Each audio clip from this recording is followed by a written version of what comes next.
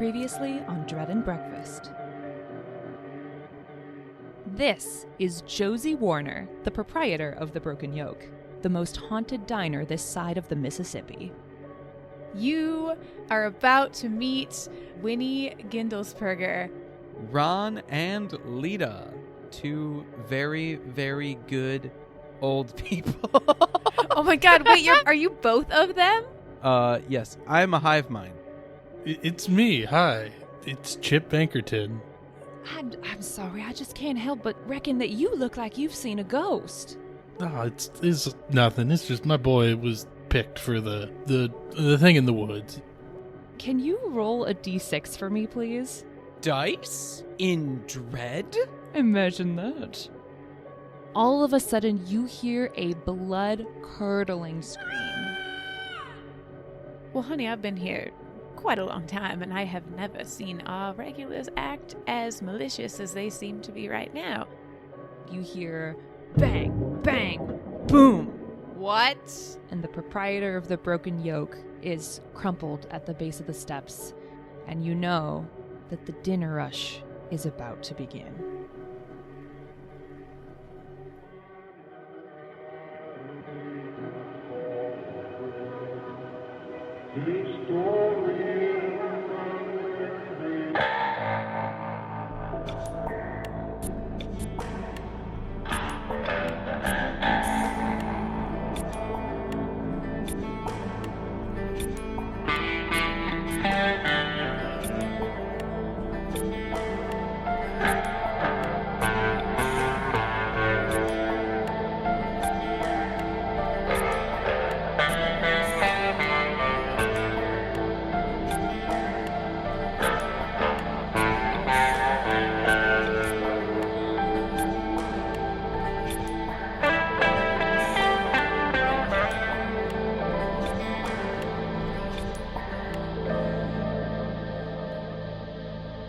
See, before I thought that the dinner rush meant that people were going to start coming here, but when you recontextualize it like that, now I think that the dinner rush is the ghosts, and they're going to eat us. Oh, bad. Right? It's not good. I thought they were all going to join sororities.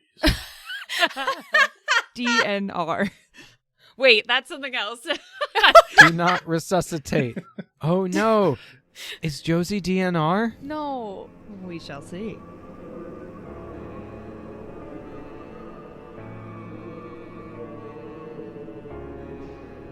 Wind whips by, its whistling filling your ears. Pebbles and debris pinging off the metal of the dumpster and ricocheting towards you. As this gigantic gust rips in from the center of town, it carries with it the delighted cheers of Harvest Festival goers. And you know that their voices will soon be followed by their presence. Hungry, ready for a reliable meal at the Broken Yolk. Whether that can be provided, Josie lays curled up at the bottom of the set of stairs, bleeding after her tumble. She clutches the back of her head. What do you do? Oh, I mean, Winnie, runs down the stairs. She, just throws her cigarette in the grass, because fuck that shit right now. We don't have time for that. Make a pull.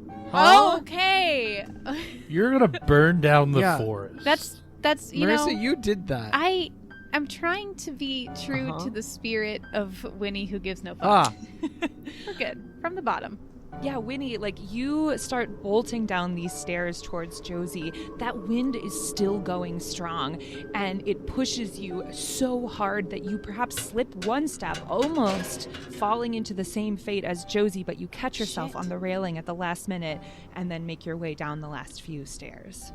Oh, Lord of mercy. Josie, honey. Look at me. Are you okay? She's crouching down and is going to move Josie's hand away from her head to see if she can ascertain severity. Mm-hmm. As you move her hand from her head, you see that she is really scraped up, and she has what looks to be a goose egg forming near the back of her head. Oh no. Josie, all right, look at me. Oh, Winnie, I took quite a tumble. Oh, my. Yeah, do you know what year it is? You know who I am? Do you know what year it is? You're Winnie, and it's 1958. And the president is? It's Eisenhower, I think. Okay, great. Sweetheart, we gotta get you back inside. And I want to try to, like, help her get up. Now, you tell me if you have any pain. Did you hit your head? Did you hit your everything? Because it looks like you hit your everything. I hit my head, and she reaches up, and as you're helping her up, make another pull. Oh, shit. God. We're playing Dread! Yay! I mean, I guess Ron and Lita would take 8 years to get down the stairs and break their hips. I was just gonna say, Ron and Lita are both, like, going down the stairs, like, as quickly as they can. Oh, you are? Okay, make a pull for me. Ron and Lita stay where they are. Ron and Lita stay where they are and don't... No, you said it, so it happened. Ron and Lita are both going down the stairs, the slippery stairs of death, we're learning. When it's so windy. These are the most dangerous stairs in all of Dread. So I think Ron and Lita, like, are teetering down the stairs ever so carefully. We're helping each other. Cute. Yes, absolutely, which is why you make it safely. Chip, what are you doing? Observing, I guess. We're doing this Don't now. go down the stairs, young man. These stairs are slippery. Heard, Grandpa. Thank you. I mean, I'm still reeling a little bit from some screaming I heard earlier. I'm still regathering myself from that, and now we're dealing with slip and falls, or I don't know, maybe this is just part of the the ambiance, the theming of the place. I don't fully get how it integrates, but I don't know, maybe it's just part of their shtick. Has Chip never been to the Broken Yolk before? Like, is this your first ever in Spillman? No, I mean, surely I've been there, but it's just, I don't know, it's, they do their ghost thing. It seems, it's fun. I would venture to guess this is probably the most intense experience Chip has ever had at the Broken Yolk. Yes, surely. I think this is the most intense experience any of us have had. So, Chip is staying at the top of the stairs. Ron and Lita have made it down delicately. Winnie, you are helping Josie stand up. And she grasps your hand and starts to stand up. And as she does, she lets out a horrifying scream of pain. Okay. All right, we're going back down. And I want to put her back down gently. Yeah, ever so gently. You see, like, her arm is just in terrible shape. She is scraped up and banged up, and this wind is still whipping around, and she looks at you panicked because she can also hear the people from the Harvest Festival who are making their way up to the diner. And she says, Winnie, we gotta get in there. There's gonna be so many people to serve. Come on. And she goes to get herself up again. All right, now you listen to me right now. The yolk can suffer one day of bad business. These people can wait 10 minutes for their eggs. Now, what we need to do is to get you some help. Hey, Mr. Bankerton, top of the stairs. Yeah, I spy. Make yourself useful, and please, you know where the phone is. Call Mountain View and pray to God someone competent is on the night shift tonight. Ask them to get a doctor out here. Sure, it's behind the counter, right? Yeah, just jump over it. It's on the wall. You'll see it. It's blue. Now, Ron, you're more fragile than a feather duster. Do you think you can take? That's not true at all. All right. I'll take your word for it. All right, now, Josie, honey, I need you to try to get up again and try not to move that arm, okay? You're going to put most of your weight on me, and that weak side is going to go on Ron, okay? Weak side? We're going to get up. Weak side, yes. Now, Josie, okay, we're going to get up on 3. Ready? 1, 2, 3. And we lift. Ron, I need you to make 2 pulls. Yep. Oh, no! Because you are attempting this without Lita. Uh-huh.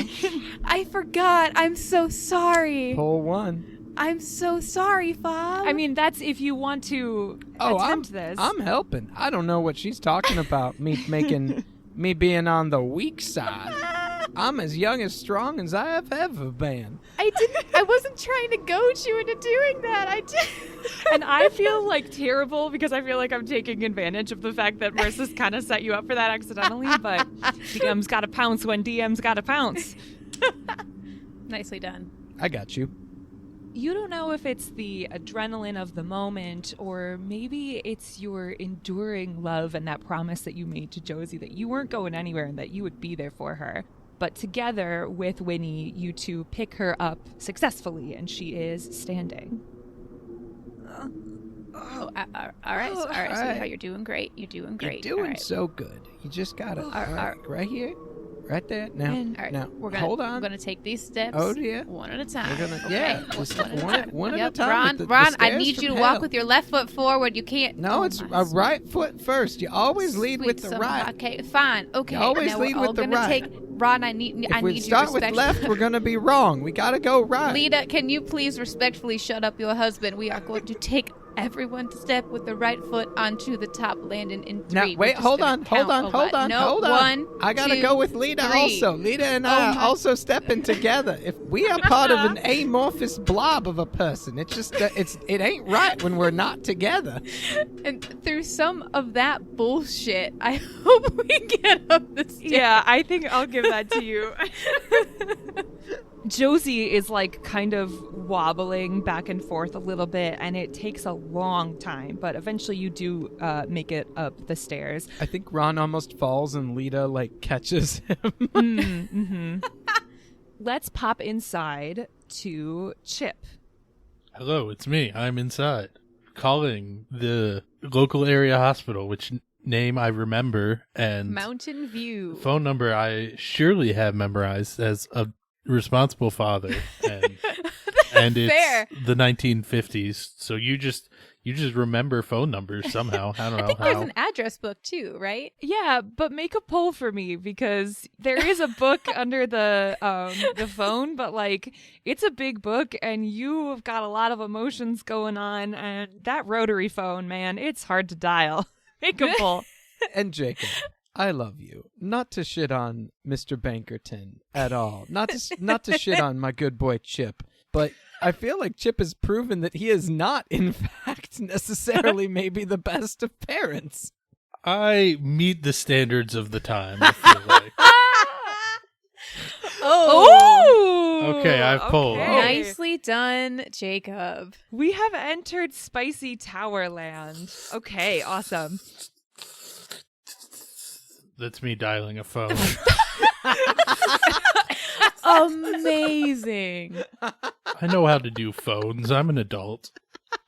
I think also, like, you may have had some experience in the past calling the hospital because Chip Jr. maybe got into some mischief and maybe got hurt. Yeah, he's a young boy. They're always getting into scrapes and another word. Tussles and tumbles. And Scraps. Snicks and snoodles.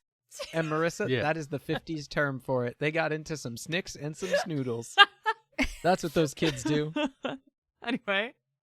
The phone rings a couple times before it picks up.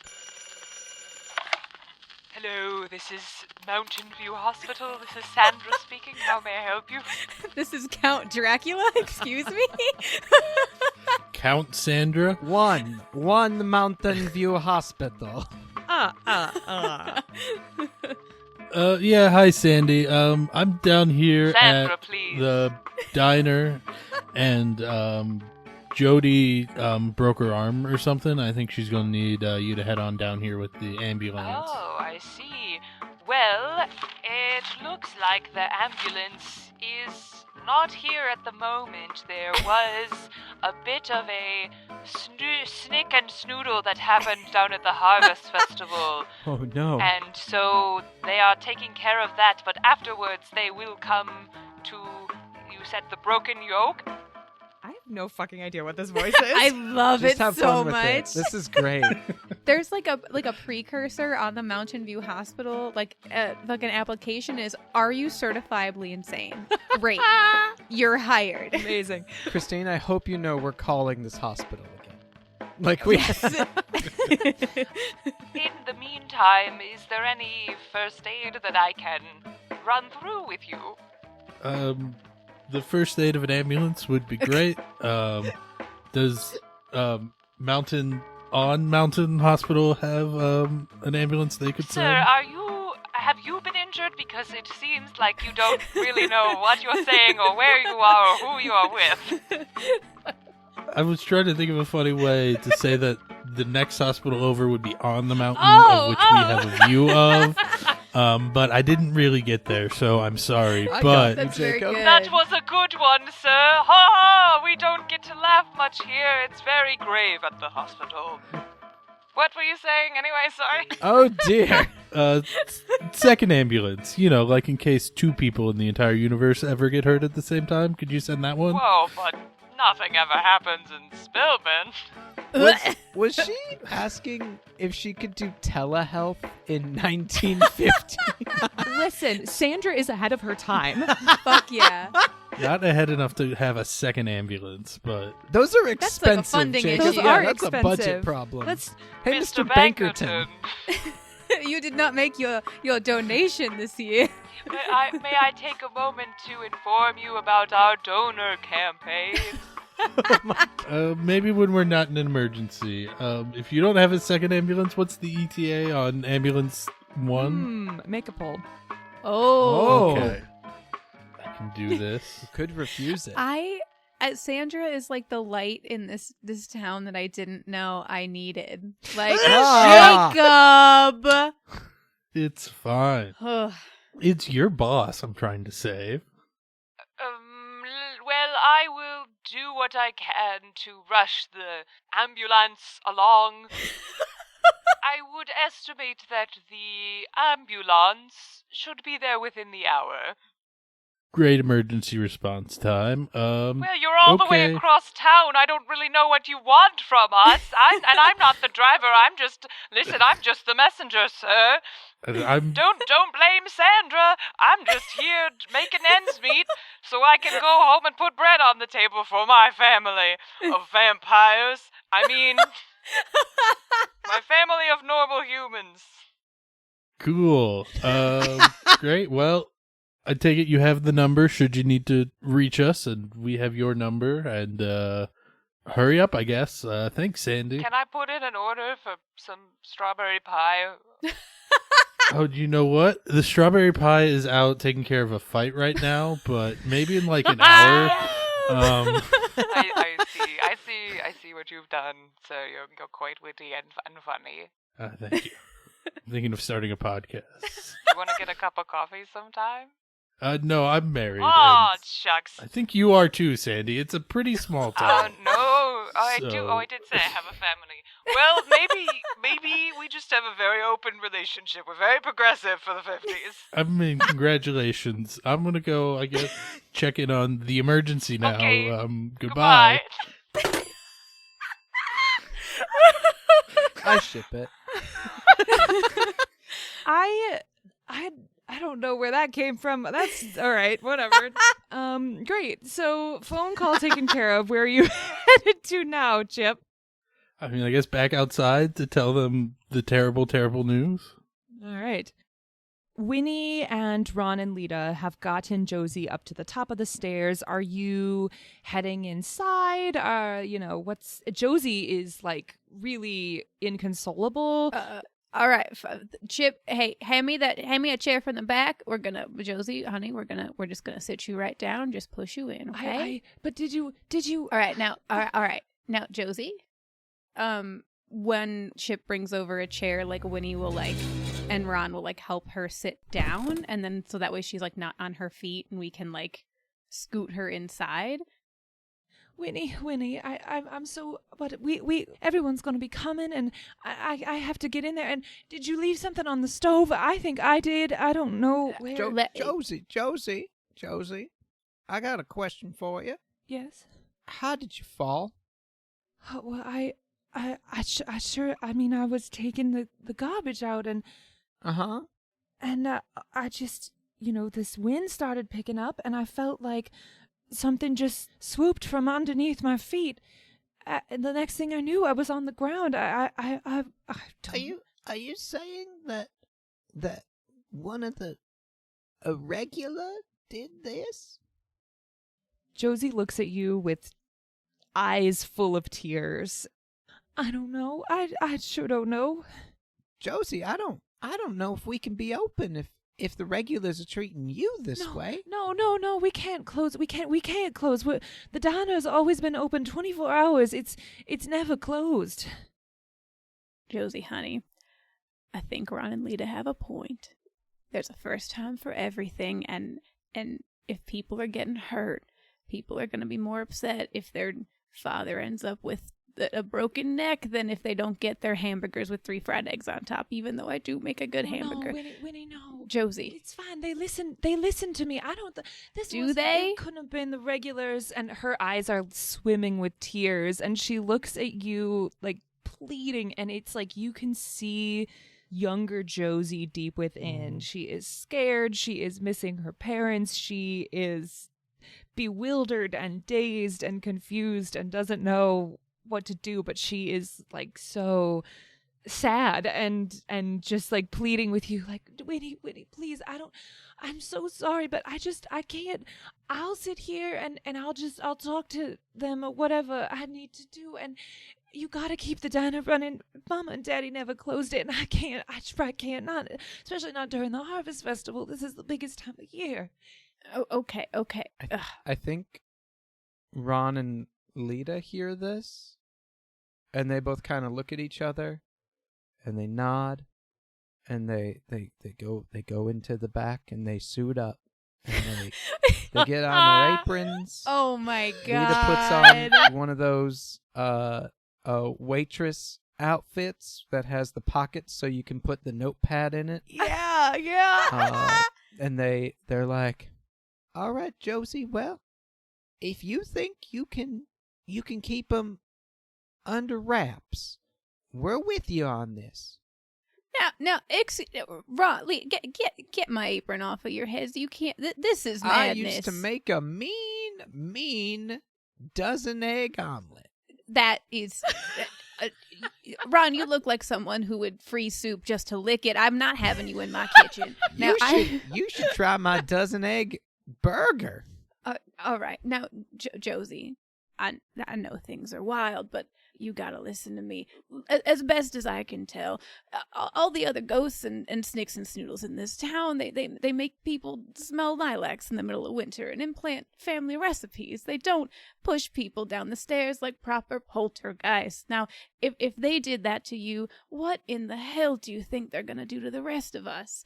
I'm not saying closing. All right, we can compromise. Give us a half hour, or put a sign on the door, close for cleaning, and just let us get some things under control before we let people in. Can we do that? You can take it out of my pay. For today, for next week, for next year, I don't care. But what we can't have is for you being inconsolable back here. All right? It's fine. I can do it. It's not fine. No, it is fine. It's gonna be all right. A few things need to happen here. First of all, as you're saying this to Josie, you hear voices of people outside the door of the diner. Yikes. People are starting to enter, like they are here. It is the Harvest Festival. They are here expecting to have a meal. They are laughing and talking in enthusiastic tones, discussing their favorite acts from the talent show, and here and there, you do hear a few yelps, but they're more delighted yelps, as various people are experiencing these pinches and cold spots from the spirits. Having just come from the center of town, these people have no idea what has been happening tonight at the Broken Yolk. And you look over at this crowd that's forming, and they are interacting with the spirits, with the regulars. Nothing seems to be out of order. And you look back at Josie, and she is kind of wobbling in the chair a little bit, but staring down at this crowd and looking up at the fan and looking over at the jukebox, and you can tell that she's kind of trying to take inventory and stay on top of things that might happen. But even with that, I need everybody to roll a d6 for me. Oh, okay. Now, Fob had a theory about these. I do have a theory about these. Discussed in between recordings, so we'll see. We'll see what happens. 4. 5. I rolled a 1 again. Ooh. 4, 5, and a 1. Bob, you've ruined it. Okay, give me 1 second. Oh, dear. I'm so curious. That makes me think that maybe my prediction on what this is wrong, and Christine has maybe gone full table goblin? I'm not sure. Table goblin? Yeah, like you have a bunch of D6 tables that we're constantly rolling on. There's definitely some table checking going on right now, though. So wonderful. It appears that Josie has some level of control over these spirits. Ron and Lita, you are suited up, ready to go to help run this diner. Winnie, you're an old hat at this. And Chip, you are good at hanging out. Yeah, I'm just a bystander to this. I did my duty. I called the hospital. Chip, you are a Bankerton, and Bankerton's bank. A ton. So, like, before we all disperse into our corners, I think Winnie just gives Josie another look, sighs, and is like, all right, fine. But we're going to have some ground rules, Ron and Lita. Everything is to be cooked according to the recipes. They're all written down in the back. If you add one extra dash of cayenne, I will know and we will have a problem. Also, do not touch the rubber-handled spatula. That one is mine. Thank you. And you... I want to add more eggs. No, we ordered enough for enough. Now, Every dish needs at least 2 more eggs. Whatever. Just try to follow instructions, please. And you, Mr. Bankerton, best I can tell, our regulars started acting up the second you came in the door spouting skepticism. So I would respectfully request you manage the room. You're a Bankerton, after all. The town respects your family almost as much as the Spillman. So I don't know. Do some schmoozing, keep people calm, try to keep them from realizing that we have desperately lost control on whatever the hell is happening in this diner. And, sir, I suggest you start believing in ghosts. Do we have an understanding? So you want me to go tell everybody everything's fine while also simultaneously being more scared? This is your request? Yes, absolutely. Glad we have that covered. You think you can handle that? I think I'm going to go back to my dinner, which is cold, by the way. Great work. Yeah, no problem. And I'm not making you a refresh or a heat up. So get out of my kitchen. Anyway, meanwhile, I'm going to make a simmer pot. And she, like, goes off on the line and starts grabbing, like, the biggest, like, soup pot she can find and, like, filling it with water, and grabs, like... This was Morton salt around in the 50s because she's grabbing that and like orange cloves and apple. Like she is like doing some off-menu bonker shit that is a whole other thing over here. The 12-egg hamburger. I said 2 eggs. Are you trying to bleed our chickens dry? I thought you lived during the Depression. It taught me to enjoy the excess when I got it. The egg. There it is. That's Ronald for you. Always so good with the puns. Winnie, Yes. I want to get back to that simmer pot. I feel like there's something there to explore. So hold on to that because I love that. I love that you've started doing that. Spectacular. Okay, Ron, Lita, you're stepping up to the griddle. Is somebody going in to seat anybody in the diner? I think that's what Winnie told Bankerton to do. Whether or not he does that is... He does not. I think Lita goes to be waitress person, and Ron is kitchen boy. Okay, cool. I used to cook in the army. Oh, so I think Ron and Lita, you give us each other a little smooch before you part ways. I will still count this as working together because you are, attempting to keep the diner on the rails. Collaborating on a project? Yes, yeah. Okay, I appreciate that. So Chip, are you helping, or are you helping seat people? Are you just hanging out? Are you talking to anybody? Yeah, I feel like he's just hanging out. Like, I don't work here. I don't know why people suddenly think I do. Finishing my cold chicken and trying to, straighten my ears a little bit to try to hear what's going on outside over the hustle and bustle of 10,000 people ordering eggs all at once. 12 dozen of them. I just am having this, how it's sometimes people will get a whole theater of people to snap at the same time and it's really loud. I'm just imagining 10,000 people going, eggs, simultaneously. But that's just me. If you're listening to this, say out loud, eggs, right now. 3, 2, 1. Eggs! It's not at all like Christine's vision, but it was a fun thing that we got to do together. Chip, you take your place in the corner booth.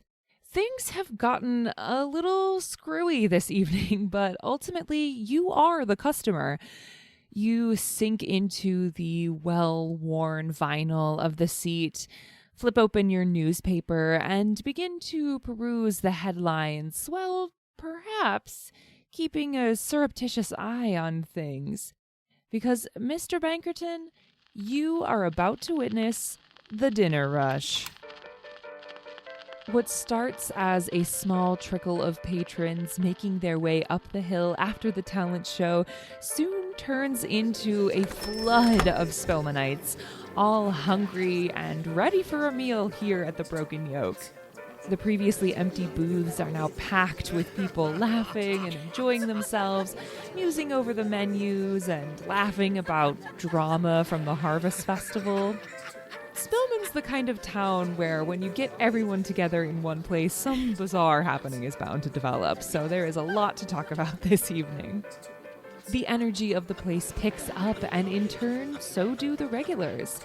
Plates are spinning left and right, the blinds are moving up and down on their own accord, and a definitive cold spot has formed between tables 2 and 3. But so far, everyone seems to be enjoying the ambiance, although it does seem that quite a few tables are ready to order, and small groups of people are gathering near the door, waiting for a booth to open.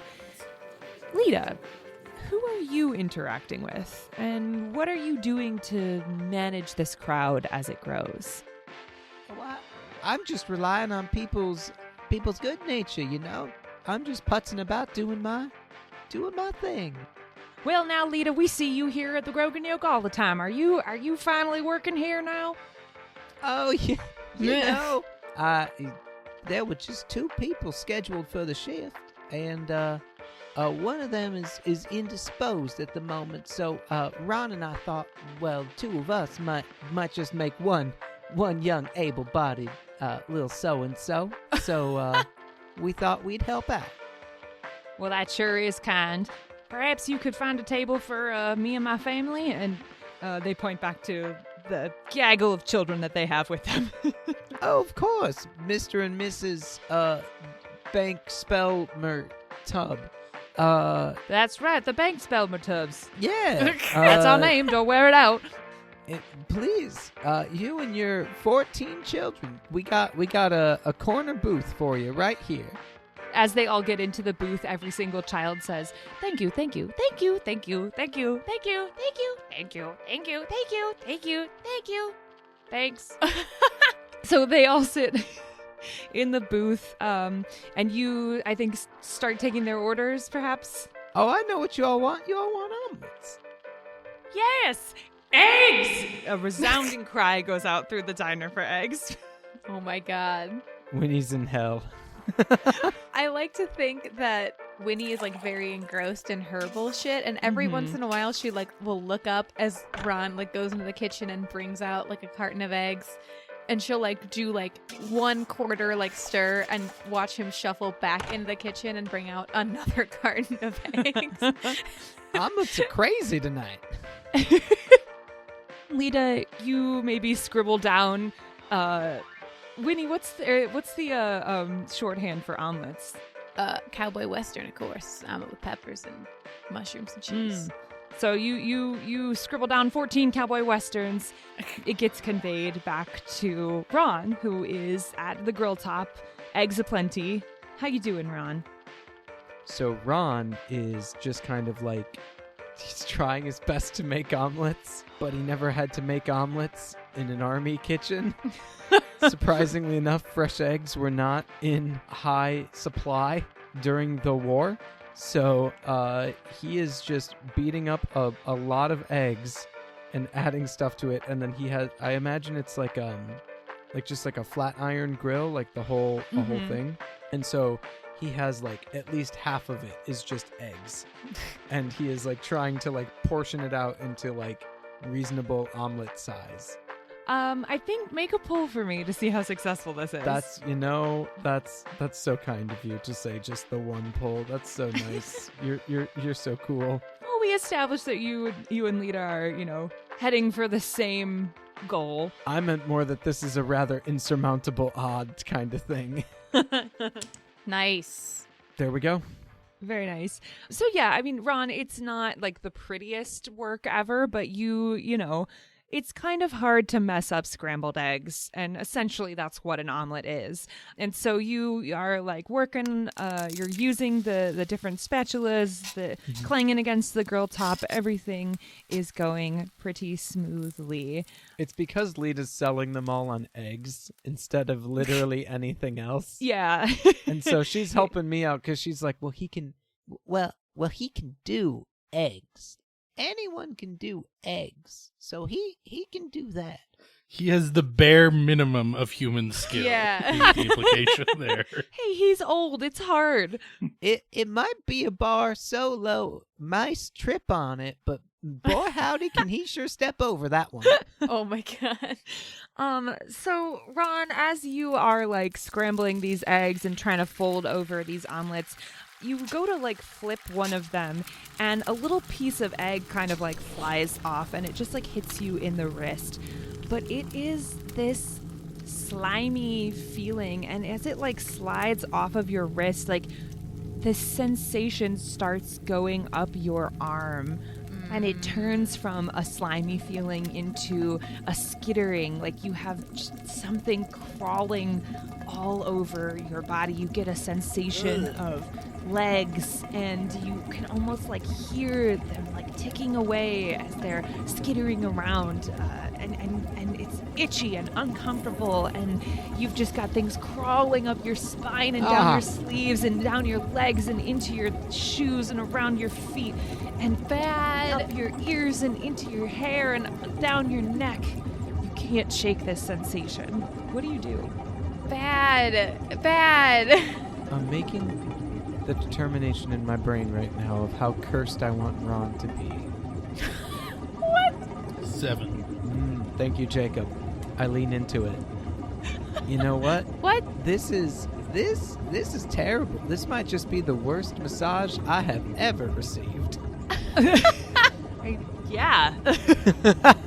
That's one way of describing it. I think Ron leans into it. It's like this is terrible, but if I were to shy away, the spirits might like that even less. So maybe this is them trying to do me a kindness, and I need to be accepting of that. Fascinating. So you're just gonna like sit with this terrible, horrible feeling of millions of bugs crawling around your body. Now, when you say it like that, but yes. Okay. I feel like I need to tough it out also because I can't leave my post. Make 2 pulls for me. 2 pulls. Oh, because you're muscling through it without the support of your wife, Ronald. My wife. Wow, this could be very dangerous. There are could like be a couple very of spots dangerous. that are very, very bad in this tower. I really don't want to kill the old couple, but I know. Well, I mean, Bob's Christine, got- you did this to me. Christine, Oh you my gave the God. old couple to the pull happy crazy boy. So I know I did, and I think that might have been a problem. Oh, okay. Okay, we're fine. Oh, We're nice, fine. Bob. We're fine. Nice. Those are so smooth. So Ron, you're at the cooktop, and I think that maybe you're like doing a little bit of an ants in your pants dance as you're cooking. And Winnie, you notice this. Ron, all right, look, I will get on the line in like 5 minutes. Do you need to use the restroom? Little boy's room is back down that hall. I don't know if I can be away from these eggs that long, but yes, that is definitely what this is. It's a wee dance. Ron, those are not eggs anymore. That is an affront to God. I don't know what the hell you are doing to that cooktop. And sweet Lord, the witch will have her way, my God. Uh-oh. Okay. Oh, no. Marissa, you said the thing. You activated her trap card. Oh, did I? I think so. It's a colloquial saying. It is. I'm not It is. I invoking a think name. the pot that you're working with, like, boils up real quick and then comes down again when you say that. What? I What? think that when he sees that What? and is almost like, okay, motherfucker, and will focus even more intently on this. Okay. Because what Winnie is doing is she is making a simmer pot, which is something that if anyone asks, she would say that it's something that my mama learned from the witch and something she passed down to me because my mama knew the witch when she was still breathing, though some folks here seem to forget that she was a living, breathing woman at the time. I'm not going to call it magic, but I'm going to call it preventative measures. So you take a pot, you salt it with water, and you put in some cloves for defense and protection, and throw in some lemongrass for cleansing, some orange, some rosemary, and you just let it simmer. And I don't know if it'll help temper the regulars or not, but I have so little control over anything going on in this building right now. I will have control over this pot. And I'm like, it's like the decaf, but worse. Winnie, are you saying this out loud? Yes. I think she has started just muttering to herself. I think if you say that out loud and you start talking about the witch, I think Ron would turn away from the stovetop for a second to have some words with you, young lady. Interesting. Okay. No, I don't remember exactly what the rosemary is supposed to be for, but I know the witch told my mama orange for happiness and. Winnie. Can I help you? You should be flipping those eggs right about now. Yeah. Did I hear correct? Did you say the witch? Yeah. What about her? The lady that helped your mom? Yeah. I'm sure you've heard the rumors about me and why growing up was so fun with the other kids. The witch allegedly was my mama's midwife, and thanks to her, I'm in the world, so you're stuck with me. Young lady, she was just a person just like you and me. She wasn't the term witch has so many. This isn't Salem, you know? She was just a person. Her name was Eloise. The pot is at a rolling boil. It's more than a simmer. I want to turn it down a little bit. You can. I dump in a couple more cloves and keep like stirring it a little bit, and I give you a side eye. Now, Ron, I've known you all my life. How come you never told me you knew her? You knew her when she was alive? We would converse from time to time. Now the story's true. It sort of depends on what stories you're asking about. I think a lot of what she was and who she was has been conflated over the years for attention and dramatization. And what do you think about this whole Harvest Festival commemorating her murder by George Spillman? The perfume from the simmer pot is so strong and sweet and spicy and wafting through this whole room. I think that's good. that sounded like a good thing from God above. I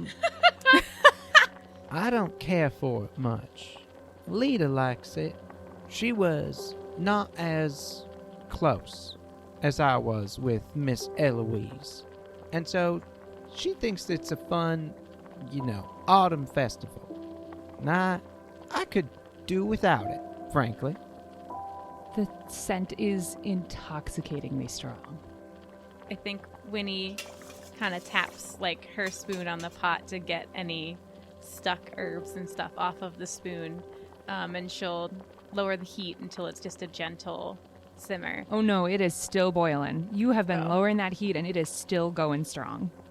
I think she'll lower the heat as much as it will go, like a flicker of a flame. And she'll kind of turn to you, Ron, with a little, like a little more respect. She'll kind of nod, pull out a cigarette, light it off the stove, and take a drag and be like, all right. Well, I tell you what, Ron, if we make it through this night, I would love to sit down and hear what you have to think about those old stories. In the meantime, your eggs are 3 degrees too hot, and you should be putting the cheese on right about now. Lita, darling, next order. And I'll take my place next to him. You do, but in the moment that you have turned your back to the simmer pot, Motherfucker. something has happened, and I need you to make me a poll, Winnie. Motherfucker. No. Okay. Because the intent is that the simmer pot is supposed to like help with vibes and, you know, protection and calm down the regulars. Not make them mad. You're okay. You got to be okay. Yeah. Okay. It's fine. Yeah. It's fine. It's fine. It's fine. It's fine. Winnie, you have turned your back to this pot. Though you have turned down the flame, the scent is like chokingly strong at this point. And you call out Lita's name, and you start to hear a sizzling as the pot overflows. It is boiling over and boiling over. There is just like so much coming out of this pot. It starts as boiling water perfumed with these herbs and spices. You see them rise up out of the pot faster and faster, and it turns shades of pink and blue and green, and it turns brown and is spewing from this pot. There is more substance coming from here than you ever could have imagined. That scent of the perfume of the herbs, it hits the burner. It starts to burn. You start to smell an acrid scent that is filling the kitchen. The water is pooling down onto the ground, and all of a sudden, the whole thing catches the flame. There is still stuff spewing out of this pot. Oh my god! What do you do? I move it. I get the pot. I throw it in the back. I like scream. Fire extinguisher. Do we have fire extinguishers in the 50s? Sure. Make me a poll. Shit. This is terrible. I don't want a volcano of death, Christine. This is Fine. That's so bad. Not good. That's not good. That's not so good. bad. That's not good. Extra spicy. With that successful poll, Winnie, I will allow you to manage this. What do you do to quell this spewing, flaming, near exploding pot? I take the pot off of the stove and I immediately throw it in the back sink, just like run it in, throw it down, and I don't... There's some weird bullshittery coming on, so I don't know if it's like a food fire or a grease fire, so she like, while she's in the back kitchen, will like grab the fire extinguisher off of the wall, spray the fuck out of the pot in the sink, and then run around to the front, put herself in front of Ron because he's an old man and shouldn't be near open flames because he has papery old people skin. I'm so stressed, Christine. I sprayed like the whole fucking half of the cooktop. Just oh my god. Not the eggs. Oh, I think you pushed Ron out of the way because Ron, while you were getting the pot, Ron was like walking towards the fire extinguisher, but Ron cannot move fast. Aww. yeah. Okay. So Winnie, you do all these things. I like to think that like we cut briefly to Chip's perspective. He's like sitting in the main diner. The jukebox is playing some like happy rock and roll, and like all of a sudden you just hear like screaming and like sizzling noises and like oh god, and like all of a sudden like from behind the counter you start to see this pot boiling over, and Winnie is screaming and yelling and running around, and there are flames, and she is spraying everything with foam. My eggs. Yeah, the eggs are... I'm so sorry to say, but the eggs definitely have gotten some fire extinguishing foam on them. Nothing a little bit of water won't fix. The whole... Oh no. And so the whole diner is like watching this in like silence I think the jukebox even like stops for a second in like observation of what's occurring here. And so Winnie, you like finally put out the last of the fire and look up and you see all 14 of the Bankin' Stumpin' Sunshire kids looking at you, all 14 pairs of their eyes. You see Chip looking at you. Chip, like what do you think of this? Like, how are you regarding this?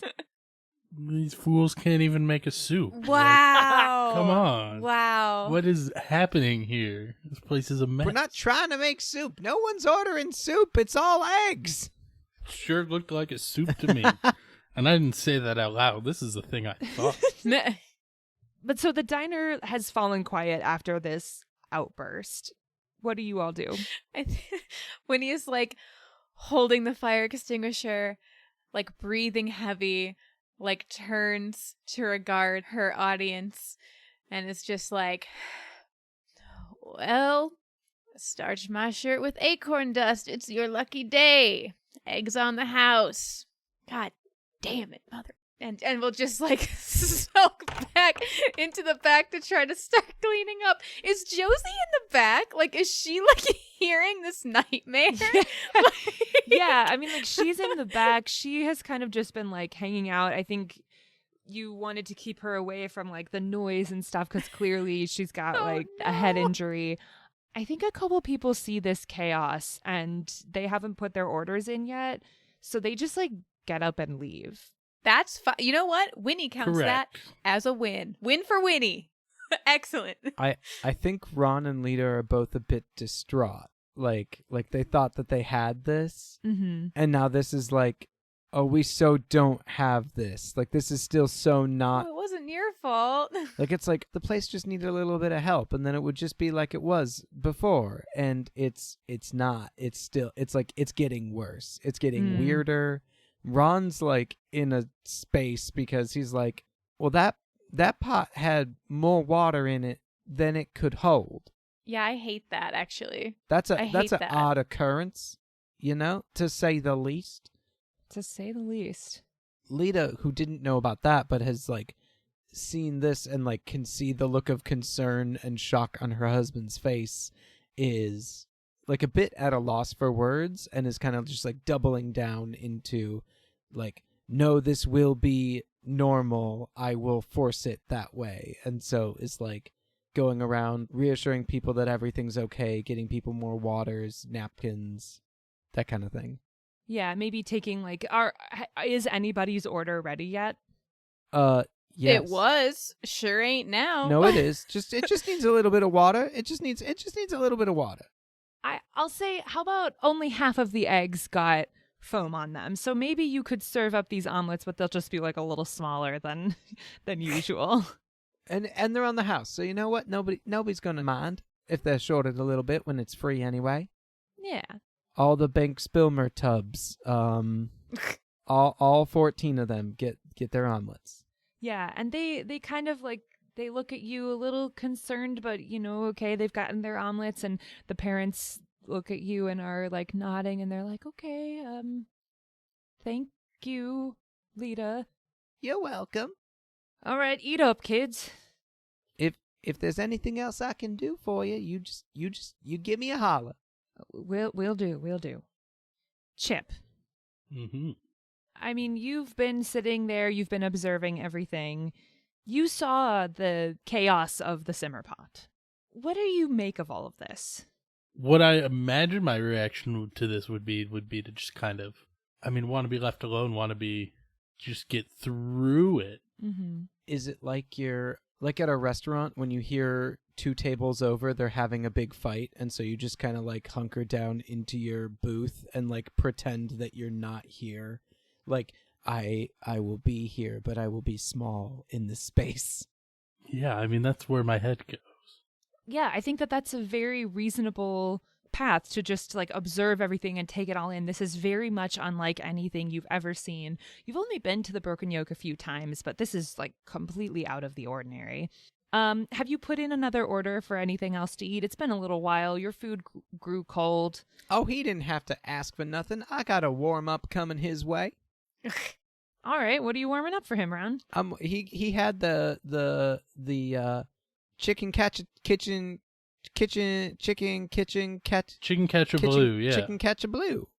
So I was gonna make that again for him. I got my chicken, and then I gotta catch some blue stuff. And some eggs, of course. Of course. Mother-daughter reunion. I think we deliver it together because we want to have some words with the nice gentleman. Go for it. Mr. Bankerton, Chip.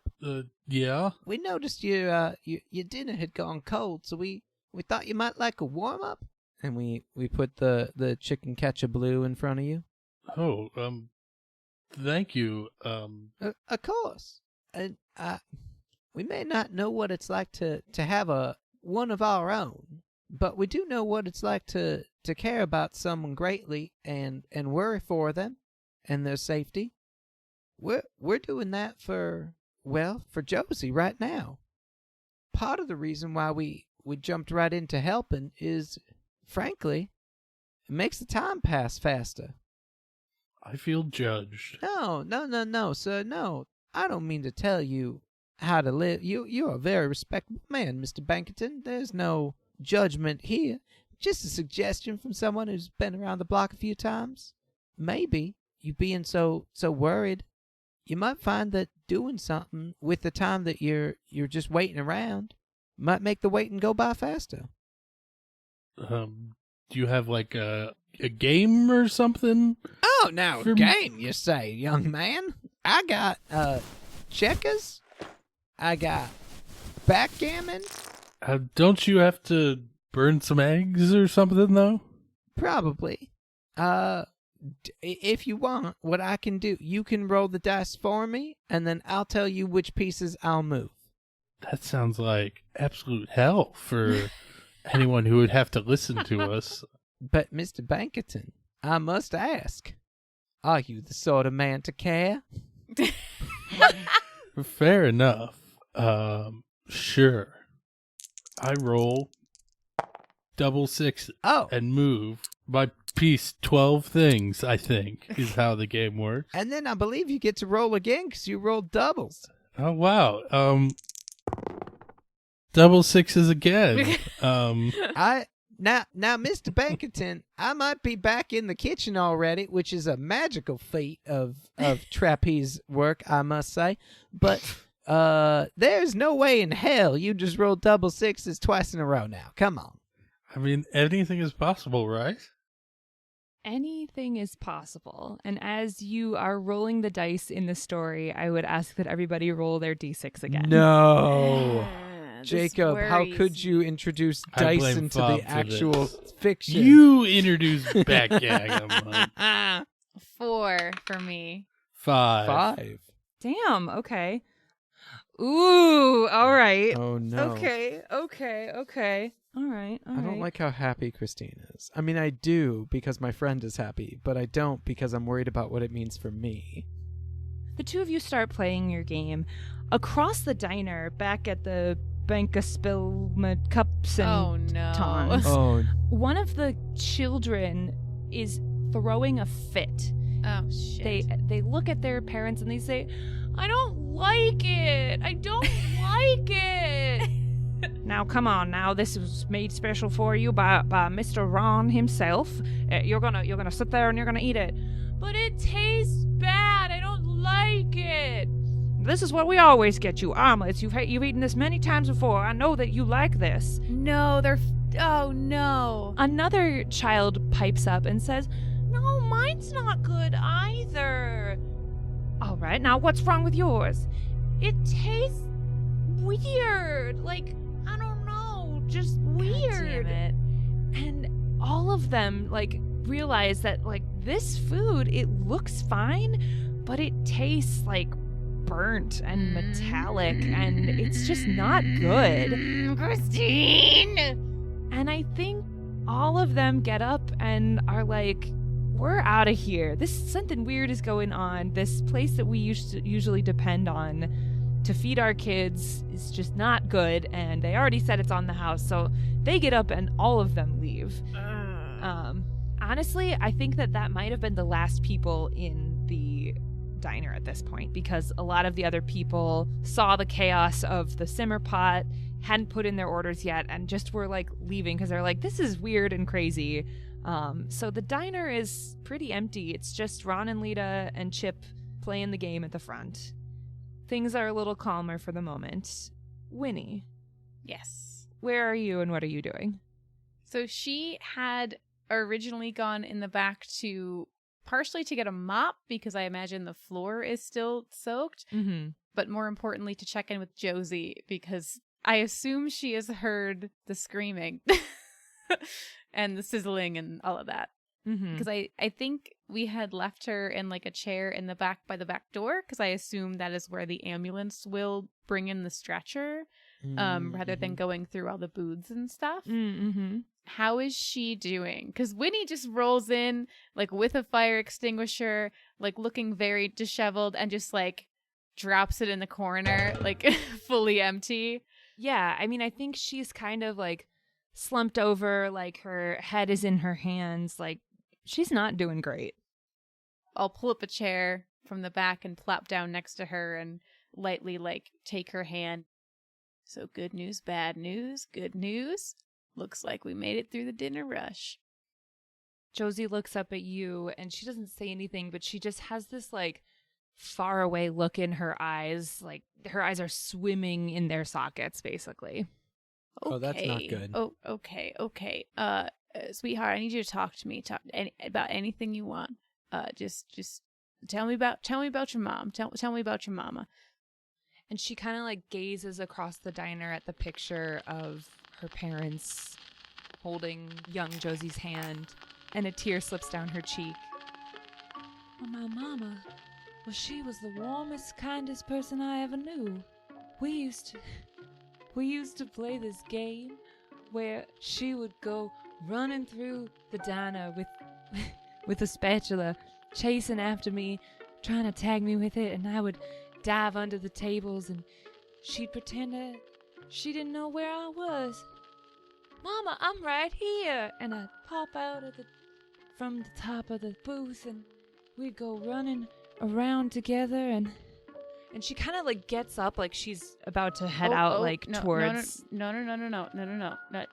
We're just gonna stay sitting down right here. Okay, everything's fine. And her head lolls to one side, and she looks out the window. Mama, I didn't know they were doing fireworks tonight. Are there fireworks outside, Christine? Make a poll. Oh, fuck no. Me. Fuck me. What fucking bullshit. You got this, Winnie. You got this. You got it. I believe don't in know you. that I do, frankly. Okay. The spice continues to grow. Winnie, out the window, you do see like some faint flashes of light in the sky. What in the devil's on horseback? I want to like get up and go over to the window. Like, is it fireworks? Or like, can I tell what it is? I don't know if you know what it is, but they definitely wouldn't be setting off fireworks in the forest, and some of the lights are over the forest. Oh no, like by the century tree? Maybe in that direction, yeah, but there's also some other stuff like closer towards town, closer towards the mine. I feel like an earworm's eating out my eyes. Okay. Josie, sweetheart, I'm gonna be right back, okay? Mama, I'll go hide, and then you try to find me. No, sweetheart, I need you to sit right here and wait. We're gonna play. How about you come find me this time, but you gotta wait here and give me some time to hide. So you're gonna sit and you're gonna wait until I call you, okay? I'll count. Yeah, count to 100, baby girl, okay?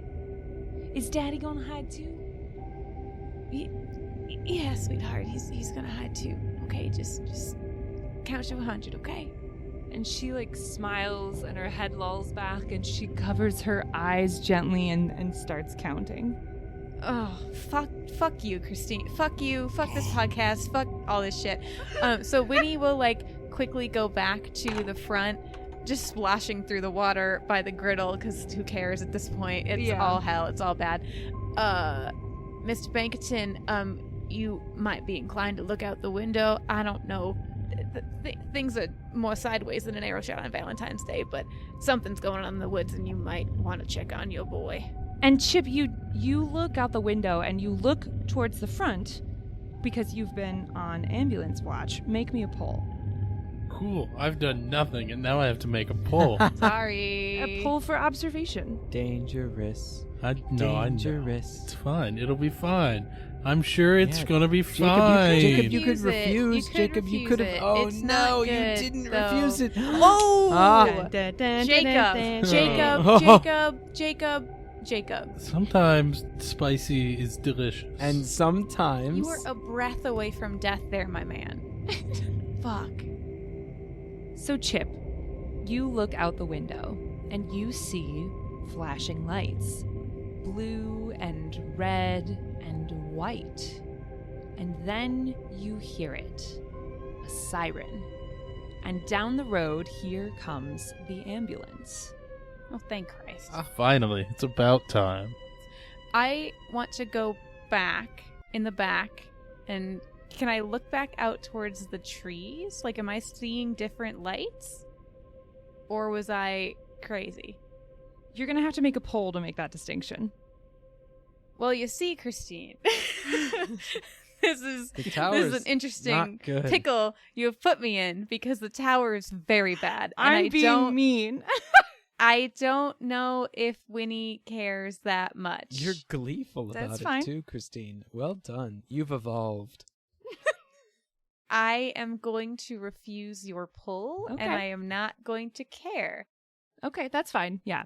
Chip, are you kind of helping to like guide the ambulance and stuff, or? I guess so. I guess I'm a part of this again. I'll tell the ambulance they're out back. Ah, you're afraid of losing to me in backgammon, young man. I know it's because I have most of my pieces away in the goal, but old Ron wins again.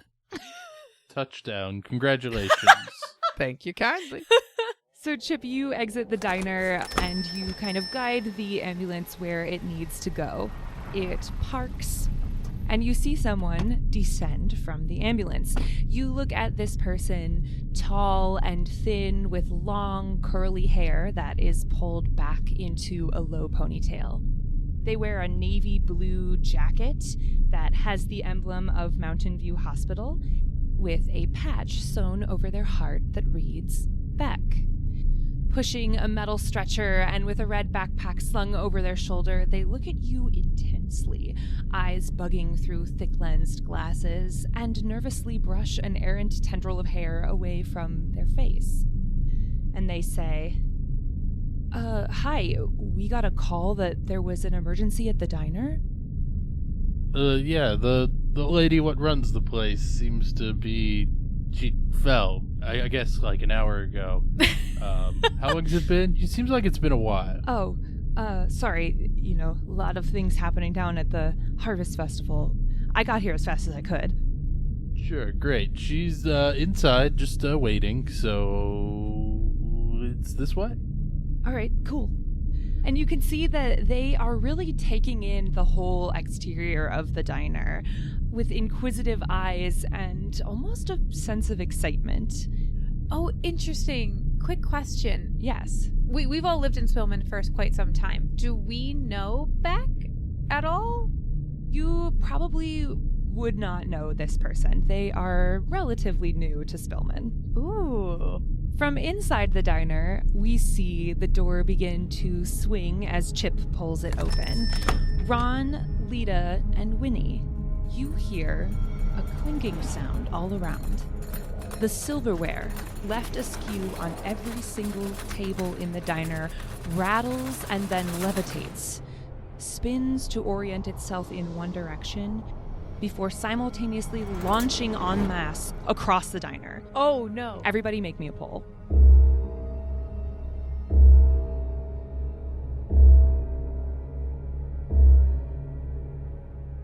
This episode of Dread and Breakfast brought to you by Eggs. 3, 2, 1. Eggs. Got it. Got it. Got it in one. Did it. Got it in one or got it in 1 dozen? Can we harmonize our eggs? We're really bad at this.